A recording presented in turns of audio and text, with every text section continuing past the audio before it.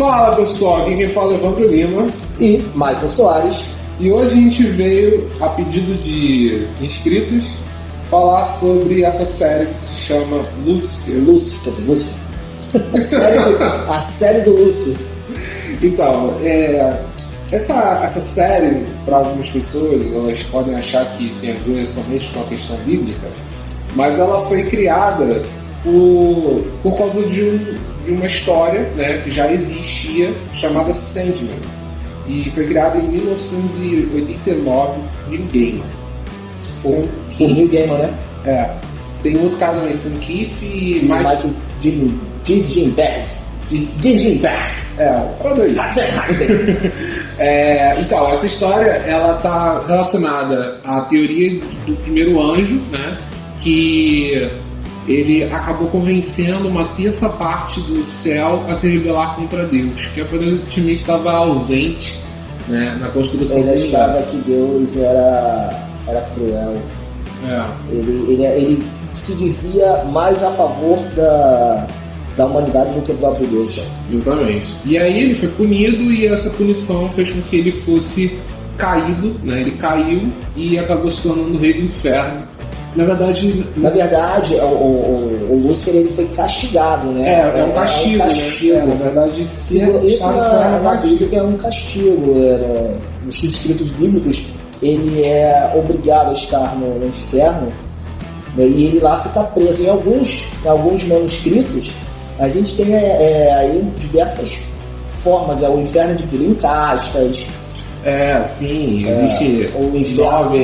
Existe a história do Dante's Inferno. Dante's Inferno? Não é Dante's Inferno, não. Dante Alighieri. Dante's Inferno é o jogo. Dante. Na verdade é Divina Comédia. É o Inferno de Dante, é Divina Comédia. Divina Comédia. E aí conta a história dos nove círculos, né? Enfim. E aí o Lúcifer tá no último círculo lá aprisionado. Exatamente. E aí conta o começo da história, que começa com o Lúcifer basicamente cansado dessa vida de ser do inferno, né? E ele, de uma certa forma, faz um processo muito comum na psicologia, que é de ficar ruminando essas situações. Então ele meio que volta para a Terra, faz uma merdinha aqui, aí vem um anjo e faz com que ele volte pro inferno. Aí depois ele volta. Realmente é um ciclo, né? Ele se prende ele num ciclo. Exatamente, fica um ciclo neurótico, né? Repetitivo. É meio que obsessivo, né? Toda hora ele não quer estar ali, ele não quer ser preso. Por mais que a ideia não é ele estar preso obrigatoriamente, tanto é que ele sai, né? Ele escapa dessa prisão, ele meio que. Na verdade, o inferno, assim, ele consegue sair a hora que ele quiser, né? Ele sai a hora que ele quiser. Por mais que seja uma prisão, não é bem uma prisão. E aí dá essa sensação de que, na verdade, ele precisa escolher estar lá. Sim. Né? E essa, pra mim, e a gente vai falar isso no futuro, é um ponto final da história. Mas, enfim, a ideia dele toda hora querer sair desse inferno e tudo mais, ele só acaba quando ele encontra a Chloe. Sim. Né? E aí, quando ele encontra a Chloe, vem um primeiro problema, porque ao ter contato com ela, ele simplesmente se fere, né? Então, ele meio que se torna mortal. É uma coisa bem assim. É interessante porque a princípio ninguém entende o porquê, né? Independente dele estar próximo de humanos ou não, isso ele faz constantemente. Na própria série, ele dorme com homens, mulheres, né? Então ele tem ali. Mas o significado da Chloe ao longo da história é que dá a entender que ele se humanizaria, teoricamente, mas na verdade não é bem isso. E aí que entra uma coisa muito interessante nessa história. Por quê? Porque a Chloe, ela não só mortaliza ele, como também os efeitos dos poderes dele não funcionam nela. Não funcionam nela. E por conta disso ele fica intrigado, e por conta, principalmente isso na primeira temporada, ele fica muito tempo com ela, tentando entender por que com aquela mortal ele não consegue tocar, fazer nada, né? Fazer esse efeito, que é o efeito do desejo. Não funciona. O efeito dele é a luxúria. A luxúria.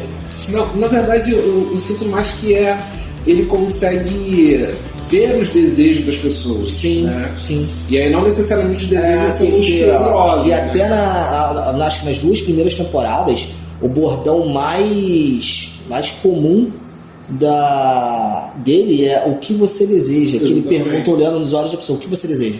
E é só um ponto interessante, é que isso também mostra muita característica do Lúcifer, que ele tem essa coisa de ele não mente, ele não é porque ele não quer, porque ele realmente... porque ele não mente mesmo. Não mente mesmo. Tem uma parada que... um transtorno que é assim, né? Eu esqueci o nome.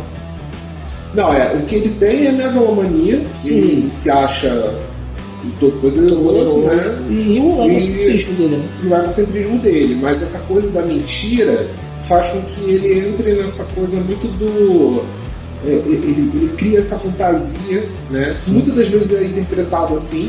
As pessoas interpretam ele interpretando que ele tem um problema psicológico. Todo mundo interpreta ele como alguém com problema psicológico. Exatamente. E é por conta disso que ele começa também a fazer terapia. Sim. Porque chega um momento que ele fica meio que... tirando o fato de que esse conflito com a Chloe era interessante, né? Ele também entra numa questão de, será que eu sou louco? Eu sou louco, né? Será que eu não sou? Será que o que eu vivi eu não vivi? E aí entra, eu acho que a pior coisa, talvez não explicada da série pra gente, pelo menos, que é a terapia do Lúcifer. Porque desde o início, para começo de conversa, a terapeuta dele não se chama por nome de psicóloga, né? Sempre terapeuta. Né? Então, assim, não dá para entender necessariamente ser uma psicóloga. Mas como psicóloga, o primeiro ato dela é libidinoso. Claro que é por conta dos efeitos do efeito do Lúcifer. Uhum. Mas eu acho que, assim, ao longo das temporadas a gente vê que ela interage com outros personagens e tal. Então ela não é... Eu acredito que ela não seja psicóloga. Mas alguma das outras milhares de terapias que existem, principalmente nos Estados Unidos. Né? Porque eu acredito que o psicólogo nos Estados Unidos é algo muito restrito. É muito diferente de nós brasileiros. Né? É uma cultura diferente. Existe uma outra série que tem na Netflix, chamada 13 Reasons Why, né? Uhum. Que é os 13 porquês. E justamente o terapeuta, né, na verdade não é psicólogo, ele é um terapeuta aconselhador. Escolar, alguma coisa do tipo. Sim. Né, que foi a única pessoa com quem ela podia se abrir ali e acabou não se abrindo. Sim. Então, dentro da cultura norte-americana, é ainda muito... Mesmo tendo a APA, né, que é a Associação de Psicólogos Norte-Americanos, uhum. Não tem uma fidelização com do que é a psicologia. Não que é psicologia, mas com a função do psicólogo mesmo, uhum. sabe? Existem tantas gamas e é tanta liberdade. Porque isso. Assim, nos Estados Unidos, pelo que nós dois já trabalhamos com isso, né, já trabalhamos com pessoas de lá. Sim. O problema deles são focais, na verdade, a maioria, né? Isso eu falo dos norte-americanos mesmo. Os que estavam lá, por isso que os que estavam lá, brasileiros, procuraram por psicólogos brasileiros, porque o problema deles é diferente. Não é bem assim, porque, por exemplo, a Gestalt terapia, que é a minha abordagem, foi criada nos Estados Unidos, por exemplo. E ela não é focal, ela é baseada no ambiente. Sim. Mas quantos Gestalt terapeutas existem nos Estados Unidos hoje, você sabe? Eu não sei. Eu sei que realmente a gama é de cognitivo comportamental. Mas a maior parte dos gestaltistas não faz uma coisa que o cognitivo faz, que é fazer teste. Sim. Inclusive, por quê? Porque o cognitivo comportamental ele é tão focado em dados, tão focado em resolver problema, né? Mudei o comportamento, mensurei o humor, mensurei o comportamento. Então ele é tão fixado nisso e o Gestalt não tem. O gestaltista ele não tem essa coisa de mensurar. A diferença da Gestalt para o cognitivo e da Gestalt para a psicanálise é que o cognitivo ele é totalmente focado na resolução do seu problema naquele momento. Mas a psicanálise ela não é focada em resolver o seu problema, ela é focada no seu passado. Já a Gestalt ela não é bem assim, ela é um pouco dos dois, mas ela é mais pro agora. Exatamente. Mas a questão nem é essa, a questão é muito mais o fato de você, por exemplo, poxa, eu trabalho, por exemplo, no TCC, eu trabalho com 30 clientes que têm problema de depressão. Eu vou fazer a minha média baseado no que eu resolvi com 30 clientes. Se eu atendo 30 clientes com depressão, eu não vou falar só de depressão. Eu vou falar de uma gama de outras situações que percorreram para surgir essa depressão. Sim. Entendeu? Essa eu acho que é a grande diferença. Então é muito mais difícil. Não sei se é exatamente assim que eu deveria. É muito complicado, vamos dizer assim. A gente criar um texto para artigo científico, para divulgação científica, de um contexto gestáltico, né, para um contexto TCC, que é muito mais focalizado. E a psicanálise não entra muito nesse enfoque nos Estados Unidos justamente por conta dessa divisão entre o comportamentalismo, que é o behaviorismo, e a psicanálise na época. Que acabou que os comportamentalistas eles agruparam muito mais na época nos Estados Unidos. E os psicanalistas ficaram na Europa. Lá, como eu falei, lá o interesse deles é resolver o problema naquele momento. Tipo, o meu problema é esse agora, então eu quero resolver isso. Se dane o resto. Sim. Bom, e o que acontece aqui? Depois de um tempo, a relação deles, eles mudam, né? E aí acaba, por um tempo, fazendo terapia normal. Sim, a própria terapeuta dele. Até que chega um momento que ele consegue até divulgar algo que era impróprio, que era o rosto dele. Sim. Né? Que eu acho que foi uma das maiores cenas de todos os episódios. Sim, quando ele revela pra ela quem ele era de verdade. Então eu acho que assim, essa cena pra mim foi a que mais marcou, porque é como se ele estivesse se abrindo completamente na terapia. Sim, verdade. É exatamente isso. Ali na Gestalt é o elo terapêutico, que é o que ele faz. Na psicanálise é a transferência. E assim, pode não parecer, mas para quem olha no viés como psicólogo, o Lúcifer, ele é completamente um tratamento de um cliente, um paciente, sim, né? Sim. E aí vai se desenvolvendo, né? Você vai vendo que tem uma negação, ele nega o tratamento muitas das vezes, ele não percebe que alguns movimentos são por conta de conversas entre a terapeuta. Sim. E quando ele faz essa revelação, que ela se assusta, né? Claro. Se assusta não, ela fica com medo. Pô, tô vendo um capiroto na minha frente. Exatamente. E depois ela fala, não, tudo bem, faz parte do processo. Né?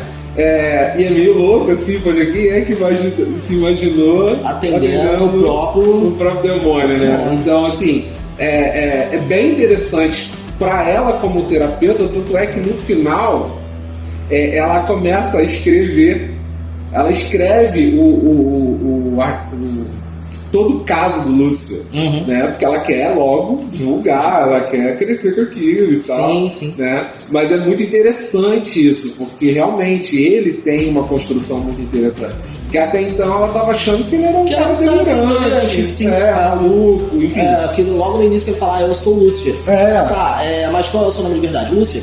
Lúcifer. Aí, meu pai é Deus. Então seu pai é Deus e tal. E aí ela fazia analogias, né? Ela falava, Deus, porque você coloca seu pai no patamar. Exatamente. E aí, você é Lúcifer porque você tem conflitos e não sei o que, né? Exatamente.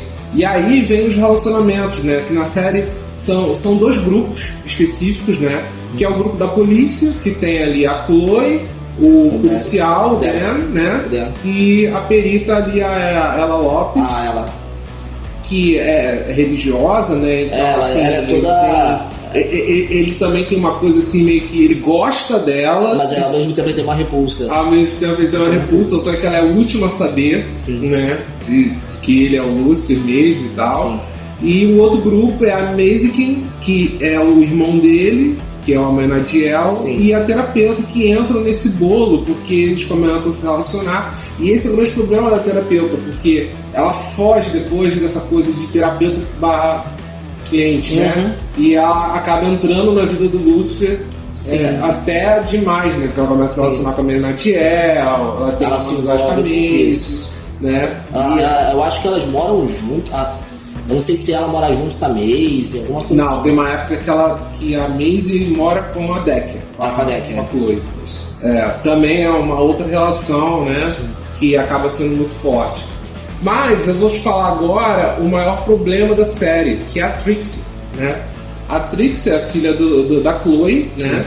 E com o Dan, que assim é a relação deles, era por que eles se juntavam e tudo mais. Só que quando o Lucifer conhece a Trixie, a ideia, pelo menos na ideia como psicólogo, né? Que a ideia que muito psicanalista tem é que a gente olha no outro, a gente projeta no outro aquilo que a gente tem com a gente. Então a ideia ali existe uma relação de ter uma separação, né? E a Trixie meio que se tornaria um elo meio, talvez abandonado, meio assim... Ela começa com uma força interessante na série. Mas eu acho que não foi muito bem estruturado. Mas ao longo da história... Meio que ela é uma personagem deixada de lado. Muito de lado. Eu acho que assim... Ela vai crescendo e tal. Ela cresce, mas assim, o lance é... O que eu gostaria que a série trabalhasse, na verdade, é um desejo meu, é trabalhar justamente essa relação, porque porque como você não viu a última temporada, a última cena do Dan foi... Ele morreu, né? Ele é um personagem que morre, aliás, não spoiler, gente. Quem não viu a série... É óbvio que vocês têm que ver a série pra você entender o que a gente está falando. O que a gente está falando. Mas ele morre e assim, a única pessoa que não sabe da morte dele é a Trixie. Uhum. Então quando ele encontra com a Trixie, ele entra no corpo de alguém, né? E ele dá esse adeus para ela, né? Simbólico. É uma forma dele meio que se apaziguar, entende? Sim. E aí ele, em vez de estar no inferno, que ele fez merda pra caramba, ele ir pro céu. Sim. Só que durante a série não é trabalhado isso, porque ele começa a história como um policial corrupto, né? E aí esse policial corrupto, ele não tem uma má relação com a Trixie, o que eu acho que deveria ter. Eu acho que a Trixie devia desenvolver essa má relação, porque a Trixie deveria ser o lado humano do Lucifer. Deveria ser essa relação de... Mas, eu quero brigar com meu pai, porque meu pai fez merda, porque meu pai não tá aqui comigo. E muitas das vezes aparece assim, o Dan às vezes não aparece e a Chloe meio assim no aniversário da Trixie, aí o Dan não aparece e ela fica perdida, fica magoada. Então assim, acontece isso muito na primeira temporada, mas depois isso vai se perdendo, entendeu? E aí vai se perdendo por completo. Chega na última temporada, aparece uma cena que, assim, eu não sei se a Suki lembra, que é a seguinte, que é uma cena onde tá no casamento, na festa de casamento, e é o momento que eles vão, que ela descobre que, na verdade, ela já meio que já tava sabendo e tal, só que ela queria que eles falassem pra ela. Só que eles estavam escondendo, e ela já estava possessa por isso, e a Trixie está. E aí ela começa a falar pra todo mundo que o Lúcifer era o demônio e tal, e não sei o que, bababá, puta da vida, e a Trixie ali. Só que a Trixie também não sabia. A Trixie nunca soube. Ela nunca soube do que era o Lúcifer, é verdade. O Lúcifer era o tio Lúcio. Era o tio Lúcio, exatamente. E ali ela estava presente, ela foi na festa. Sim. E ignoraram isso. E ignoram completamente. Eu não sei se é porque, vamos dizer assim, hipoteticamente ela já sabia, sabe? Pelos comportamentos e tudo mais. Pode ser porque a Trixie na série, ela sempre foi posta como uma menina muito inteligente, muito esperta, muito observadora. Exatamente. Né? E ela tinha umas sacadas muito boas. Mas faltou. Faltou. Eu acho que essa personagem foi, na verdade, não só eu, mas muita gente que gostou da série, uma das coisas que mais detestaram foi o final dado para ela, foi a história dela, né? E principalmente porque entrou uma outra filha, e aí nessa história não aparece a Trixie no futuro lá com ela também, então assim, meio que tipo, beleza, parecia que não existe, ou ela tinha morrido antes, alguma coisa aconteceu, ela estava trabalhando. Uma parada interessante que tu falou, que a Trixie, ela seria o lado humano do Lúcifer, só que não, quem era o lado humano do Lúcifer era a própria Chloe. Por quê? Ela tinha os conflitos com o próprio pai, né? Não, sim, e ela foi um... Não, na verdade ela adorava o pai. Tanto é que ela se tornou policial por causa do... Sim, mas ela teve tinha um conflito por conta da polícia. Da polícia, exatamente. Era mago. Do pai ter morrido. Mas não, o pai dela não chegou a morrer. Morreu. Eu não lembro. Não, na verdade ele foi preso. Sim. Ele foi preso por uma coisa que ele não cometeu. E aí depois ele foi pego.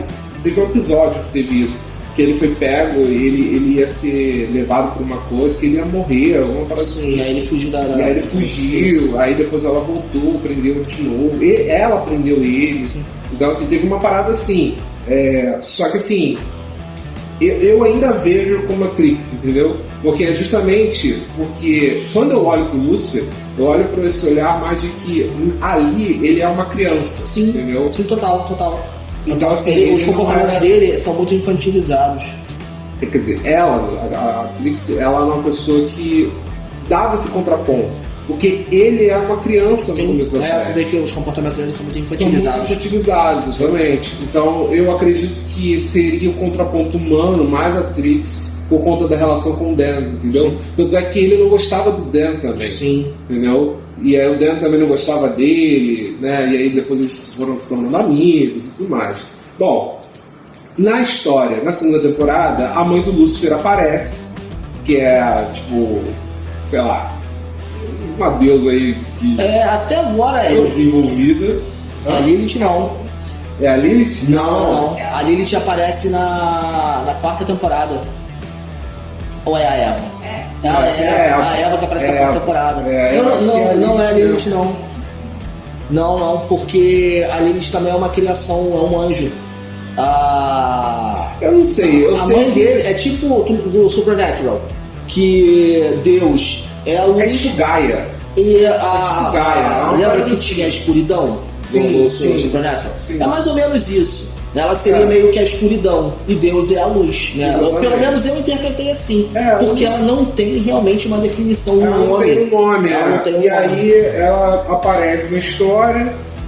É um desenvolvimento também, eu acho meio blé, assim. Ela entra ali como uma vilã. Uma vilã, meio mãe, meio que quer cuidar, meio que. Tipo uma mãe psicotizante. Achei meio estranho.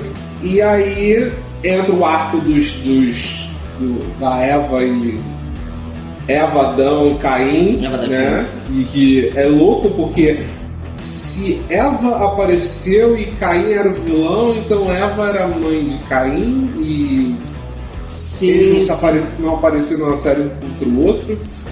Né? Ficou meio um negócio meio assim. Mas a Eva era mãe de Caim, só que não era mãe de Caim. na Bíblia ela não era mãe de Caim, não. Não sei. Não. É o que supõe-se que é, né? Porque eles são os dois primeiros. O Caim é o primeiro filho de Adão e Eva. É? É verdade. Verdade, tem toda a razão. Tu viajou, eu viajei. Fugi da escola de religião. É isso mesmo. Eva é a mãe de Caim e aí aparece também a história do... Qual é o outro? Deus, né? O outro. Deus, que assim, tem acho que na primeira temporada ou na segunda, um cara bota um cinto que tem um fragmento de Deus. Não vou lembrar. É um cara branco, né? Ele bota um cinto, esse cinto tem um fragmento de Deus e ele começa a falar com o Lúcifer. O Lúcifer acha que ele é um maluco. Eu acho que eu lembro. E aí, quando ele fala o verdadeiro nome do Lúcifer, que é Samael, né? Ele fala: será que ele é o nosso pai? E aí, quando o cinto cai do cara, o cara volta ao normal. E aí o Lúcifer entende que ele era um fragmento, né? Aí ele falou: é o nosso pai brincando com a gente. Ele falava isso pra ele ficava puto. Eu lembro dessa época, era muito assim, essa revolta. Ele ainda estava no começo da revolta dele. Sim. E quando Deus aparece, também ele aparece somente para finalizar. Não é uma coisa assim de eu quero reconstruir uma relação. Não, é assim, ele até aparece, constrói uma relação meio forçada. Meio que perdão entre eles. Exatamente. E vai embora lá pro mundo da esposa dele lá. Mundo da enfim. Que ninguém sabe do que é nada. Pra mim também, outros personagens que, assim, foram desnecessários. Exatamente, se não tivesse, pra mim não faria diferença, assim. Seria muito mais interessante Talvez se deixasse um Deus muito mais... Talvez se Deus viesse como vilão na série... Ou vilão mesmo, exatamente. Seria uma parada assim... O que é bizarro, né? O que é bizarro. Que seria contra-normativo. Sim, aparece o Miguel também, que é outro personagem também. Que é o irmão gêmeo do Lúcifer. Que na história do Sandman é um personagem muito forte, muito poderoso. Tanto é que na luta entre eles é o Miguel que ganha, né? E na história é meio... É o Gabriel o que é irmão gêmeo do Lúcifer ou é o Miguel? É o Miguel. Miguel.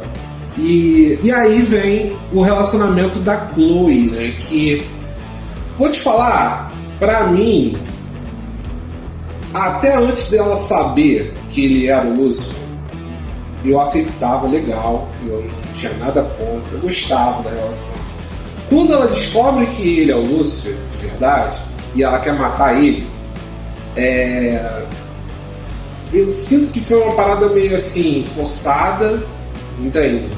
Mas era lógica, mas ela nunca mostrou uma coisa assim. Ela nunca mostrou ódio, ela nunca mostrou religiosa de verdade. Muito pelo contrário, ela era uma pessoa muito cética, né? Sim. Essa questão de religião e tudo mais e tal. E ela vai pra igreja, ela vai pra Itália, olha só, ela faz uma viagem, ela vai pra Itália, conhece, vai fazer lá o turismo dela lá, pra descobrir e tal. Só que aí ela perdoa ele e ela vai... Na verdade, assim, ela não criou aquele ódio, eu quero matar, ela falou que quer matar, porque ele era o demônio, de fato. Quem viu o demônio quer matar o demônio. Até porque é muito fácil. No caso, porque ele nunca mentiu pra ela. Ele nunca mentiu pra ela. Né? Só que ele nunca revelou, na verdade. Ele nunca revelou. Na verdade, ele sempre disse quem era. Ele só não mostrou a face. Exatamente. O que mas de qualquer forma... E como ele se inseria no perto dela... Ela achava que então ele era humano comum. Mas esse negócio de se ferir é interessante, por quê? Porque ao longo, acho que na terceira temporada, que o Amenadiel fala que ela, né, a Chloe, ela é um presente de Deus pra ele. Exatamente. E esse é o grande problema da série. Por quê? Porque explica essa coisa do presente de Deus, mas não explica por quê. Presentinho de Deus. Porque quando Deus aparece, nem isso ele explica. Pois não faz sentido. Eu esperava essa explicação. Eu também esperava. Eu esperava que a vida de Deus na série explicasse algumas coisas. Mas explica assim, ela é o meu amor por você. Alguma coisa assim, sabe? Sim. Não tem aquele clima, não é um clima. Sabe? Podia até explicar por que ela podia ir pro inferno, por exemplo. Ela podia entrar e sair do inferno também. É uma parada assim, porque ela podia ser um fragmento dele. Eu acho que sim, viajaram na ideia numa temporada e falaram assim, pô, isso vai ser maneiro, porque depois a gente pode dar poderes pra Chloe. E chegou uma época que ela tinha poderes. Teve uma época que ela deu poder. Depois que ela descobre, alguma coisa acontece com ela, que eu não lembro o que agora, ela começa a ganhar poderes, ela fica forte pra caramba. Tem uma época que ela toma porrada e não sente nada. Ela fica eu não sei se ela fica com os poderes dele, alguma coisa que ela fala. Eu acho que ela fica com a caixa de Pandora. Alguma coisa assim. Mulher, tu que viu isso? Tu lembra disso? Tu lembra disso? Não sei. Mas ela ficava forte. Eu sei que teve uma época que ela ficava mais forte que o Lúcifer. Ela ficava mais forte que o Lúcifer. Ela luta contra a Maisie King. Acho que ela pegou a faca. Eu não sei se era faca, se era caixa. Alguma coisa ela pegou. Não era a daga do Caim? Foi no período do Caim que eu lembro. Não sei se era o período do Caim. Eu assisti esse episódio comigo. Eu não lembro. Eu sei que ela ficou muito forte. Eu acho que era a espada. Acho que era a espada. A daga de Caim. E ela fica assim, até com receio de devolver. Ela o poder corrompe. Exatamente. E teve uma boa relação com esse lance do poder e tal. Mas assim, ficou uma coisa meio jogada e tal. Enfim, no final ela se tornou a esposa do Lúcifer, que era o óbvio. Então assim, nem o romance pegou, sabe? Uma coisa meio... Blé, né? Muitas vezes ele voltava, ele ainda fez um retorno pro inferno na quarta temporada, né? Mas aí aquele retorno era aquela explicação que eu falei pra você no início. Esse retorno não era um retorno que ele queria, mas ele não queria mais voltar pra Terra simplesmente porque ele queria se livrar daquilo, ele queria se livrar da Chloe. Ele estava com medo da Chloe se ferir, então ele acabou teve a guerra, né, onde ele queria assumir o lugar de Deus. Aí vem a última temporada, né, que é um fechamento, e aí nessa temporada ele vem, né, nesse mundo de repetição, de luxúria, droga, bebida. De tempos em tempos ele vai para o inferno, ele volta para Los Angeles, ele conhece a Chloe, aí ela se torna... Ele muda essa ideia de ser dele, e aí, por conta disso, vem o surgimento da mãe dele, vem o surgimento desse pessoal aí, dos irmãos, aparece Gabriel, aparece o outro também da morte, esqueci o nome, Azazel, aí depois aparece Miguel também, enfim, Deus aparece, vai fazer a sua aposentadoria, né? E aí o Lúcifer se torna Deus. Só que por conta desse lance de se tornar Deus, ele encontra a filha dele com a Chloe. A filha dele com a Chloe volta do passado. E aí essa vinda dela vem com um rancor, porque quando ela volta para o passado, ela não conheceu o Lúcifer. Por quê? Porque em algum momento, próximo daquela data ali, ele ia se tornar Deus. Então ele ia embora e não ia voltar, como o pai dele fez. Entendeu? E aí tudo que ele não queria era se tornar igual o pai dele. Sim. Era uma coisa que ele nunca quis, né? Ele tinha uma visão utópica de que eu acho que essa parte da história, que é uma parte que, assim, eu não sei se porque talvez futuramente eles querem dar uma continuidade, não sei. Mas me deu a sensação que podia ser trabalhado um pouco antes. Por quê? Porque explica, por exemplo, que mesmo que o pai dele tivesse tido aposentadoria, ele tivesse chorado lá, tá, tchau pai, vamos lá, né? Vamos continuar. Ele ainda ficava com raiva do pai. Sim. Entendeu? Ele tinha essa relação. E ele não entendia a função do pai.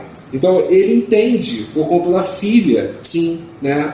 O porquê que ele tinha que fazer o que ele faz. Só que ele também acaba desistindo.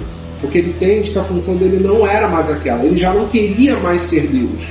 Ele já não queria mais o lugar do pai. E aí ele veio com um propósito que ele só entende com a ressignificância do porquê que ele estava largando justamente a coisa que Deus deu para ele, que era o inferno. Então ele podia ir para o inferno, mas para resolver os problemas que tinham lá, entendeu?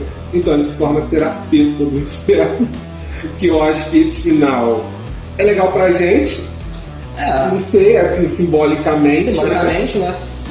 Eu acho interessante. Tipo, ele deixa de ser aquele cara puridor e ele se torna um tipo de cara que tá ali pra zelar, pra dar uma outra chance. Exatamente. Né? E aí, tipo, fecha a história assim. Claro que existe a história da Chloe, né? A Chloe, ela vai morre em um momento, depois ela vai pro inferno para poder ficar com ele, mas o inferno já não é mais um lugar ruim, entendeu? Já é um lugar onde as pessoas realmente são ruins vão para lá, mas vão para ser tratadas pelo Lúcifer, entende? E ele se torna realmente um terapeuta, uma pessoa que vai zelar, ajudar e resolver os problemas deles lá, meio que se torna um final bom entre aspas. Mas assim... Esperávamos mais. Eu particularmente esperava muito mais essa história. Então, eu, assim, a série, ela perdeu, pra mim, o enredo na quarta temporada, que foi o Caim. Né? Ali, pô, gostei da vinda do Tom Berenger como Caim, eu acho ele um ator excelente. Né? Achei muito bom ali a participação dele, o trabalho dele como Caim. Realmente muito bom. Assim, a atuação dos personagens eu gosto. Sim, são muito boas, Eu achava a Chloe no começo um pouco dura, né? Não sei se é porque ela já vinha no Hawaii Five-O. Ela já vinha dessa série. Ela fez essa série antes. Ela era muito dura e depois foi melhorando, né? Sim. Mas assim, eu gosto muito dos personagens. Da Maisie, quem eu gosto muito. A Maisie, quem ela tem uma outra história bem interessante. Eu gosto muito também da ela. Ela tem um problema com a família, com o irmão dela, né? Que eu acho muito interessante a relação dela com o irmão. Do irmão, E o irmão sempre tá fazendo uma besteira, né? Sim, e ela tem um zelo e tal. Exatamente. Mas assim, essa é a história do Lúcifer. Eu realmente acho que é um personagem que se desenvolve, ele em si, ele se desenvolve bem, né? Tem o seu final, eu acho que é um final interessante. Talvez não seja o final que todo mundo que viu a série, que gosta da série, gostaria que fosse, entendeu? Principalmente porque quem lê os quadrinhos sabe que o Lúcifer é muito maior que isso. Ele consegue construir coisas, ele constrói coisas do nada. Então, tipo, ele podia construir um novo mundo se ele quisesse, no poder dele. Mas assim, acaba que diminuir, nerfaram realmente o Lúcifer como um personagem que muitas das vezes é bobalhão e tal. Ele é o alívio cômico da própria série, na maioria das vezes. Então a série tem essa pegada muito simplista, muito de brincar com essas coisas de divindade e tudo mais. Claro, quem leva a sério no sentido religioso, eu sei lá, eu olho muito assim para a realidade que a gente vê para a comédia hoje em dia. Você precisa ter interpretações de histórias, sabe? Eu acho que assim, não é um desrespeito, muito pelo contrário. Eu acho que em muitos momentos eles colocaram a história muito respeitosa pro lado bíblico, quase não apontam nada religioso, muito dificilmente, e quando aponta é sempre de muito respeito. Ela tem esse lado muito respeitoso. Ela é esse ponto de segurança da série sobre a questão religiosa. Inclusive quando Lúcifer se tornou Deus numa época, ela estava com essa questão de ela não acreditar mais em Deus, então ela não estava mais confiando em Deus, e ele faz um movimento para fazer com que ela voltasse a acreditar em Deus, né? Que era ele, né? Mas ela não sabia, e ele entendeu que a necessidade de um Deus, a necessidade da crença. Então eu acho que assim, quem olha sempre com um olhar assim, é coisa do demônio, é o nome, não sei o que, sabe? Não olha muito para essa coisa do o que realmente está acontecendo ali, né? Claro, existem coisas que a gente sempre vai interpretar como é para interpretar de praxe, sabe? Coisa de ter um lugar que, de uma certa forma, é um lugar que é pecaminoso, tem muitas coisas ali que são, de uma certa forma, de um crivo errado, né? Por exemplo, no momento que a terapeuta vai transar com o Lúcifer, é uma relação errada, né? Tanto é que eu não concordo muito, não gostei muito dessa situação que foi colocada nela, mas assim, a gente entende que é uma história fictícia, a gente entende que é uma história contada, uma interpretação narrada sobre um ser que não é um ser real, mas que tem folclore, que tem uma cultura, que tem uma religião empregada, e a gente tem que entender. E eu acredito que os autores respeitaram, pelo menos neste ponto, entendeu? Sim, não, eles foram bem fidedignos ali na construção dos personagens, principalmente no Lúcifer, né? Porque ele, por ser Deus do inferno, Deus da luxúria, né? Na verdade, a religião, ela reduz muito a questão ao Lúcifer, né? Satanás, Lúcifer, todos são ali direcionados ao mesmo ser, né? E na verdade não é, né? A gente sabe que tem uma gama de demônios, tem uma cultura, né, dos anjos caídos e tal, mas eles são meio que ignorados pela religião, né? Pelas religiões que nós temos. Sim. E ali na verdade o que foi trabalhado foi um ser, né? Um ser, a Maisie, que era um dos demônios, né? Mas em contrapartida a gente tem o céu com milhares de anjos. Então seria meio que uma luta injusta, Lúcifer contra milhares de anjos só, entendeu? Então assim... há também interpretação que tem muitos demônios, né? Tem algumas analogias assim de uma guerra, de uma coisa do bem e do mal. A Maisie, ela é uma personagem que não tem alma, e por conta do fato dela não ter alma, também é uma coisa muito taxada de é uma coisa do mal, né? Então tem muita coisa aqui interpretativa no sentido religioso que pode dar uma sensação das pessoas não quererem ver. E assim, é super respeitoso, não importa. Se você não gosta porque é religioso, não assista mesmo, entendeu? Acho que você não precisa... você não é obrigado, você não é obrigado a isso, entendeu? Agora, se você tiver uma mente mais aberta, de entender que isso é uma ficção, que isso é uma história, e olhar para a história como história, não olhar como uma sátira, ou como uma humilhação, ou como uma situação que vão profanar a fé né, de qualquer um, eu acho que é válido, eu gosto da série, né? Eu acho que podia ser um pouquinho mais curta, né? Podia resolver algumas coisas com mais facilidade, não precisava criar tantos arcos desnecessários. Claro que a gente está numa Netflix da vida, né? Mas ele não, e a série era para ter só 3 temporadas. As 2 últimas foram pela Netflix. Exatamente, era para ser só até a 3ª temporada, mas por conta do fandom ela se estendeu. Sim. Eu acho que ela se estendeu, não deveria ter sido estendida. Eu entendo agora, eu entendo que a série era para ser, mas enfim, no final eu acho que foi legal. Eu não vi o final, então assim, não posso opinar sobre isso. Mas minha esposa viu, né? Ela também achou que o final poderia ter sido diferente. Eu não vi tudo, né? Como eu falei, parou pra mim no arco do Caim. Eu nem vi o final do arco do Caim. É bem legal, é bem legal. Eu gostei do arco do Caim, gostei. Então, assim, até onde eu consigo opinar ali, as construções e tal, até a 4ª temporada, e olha lá. Bom, e se você chegou até aqui, não se esqueça que a gente tem a chave Pix, tá? Claro que a gente vai ter deixado a chave Pix para você ver no começo do vídeo, que a gente não falou sobre. Exatamente. Mas também, não se esqueça também de se curtir, né? Se inscrever no canal, compartilhar, né, para os seus amigos ou para quem gosta da série. Eu agradeço muito quem pediu para fazer esse vídeo, né? Foi o Rafael. Isso. E a gente se vê no próximo vídeo, tá? Com novos assuntos. É isso, Mike. É isso aí, pessoal. A gente se vê nos próximos vídeos. Não esqueça de comentar, compartilhar, curtir, divulgar com o seu coleguinha que gosta da série Lúcia.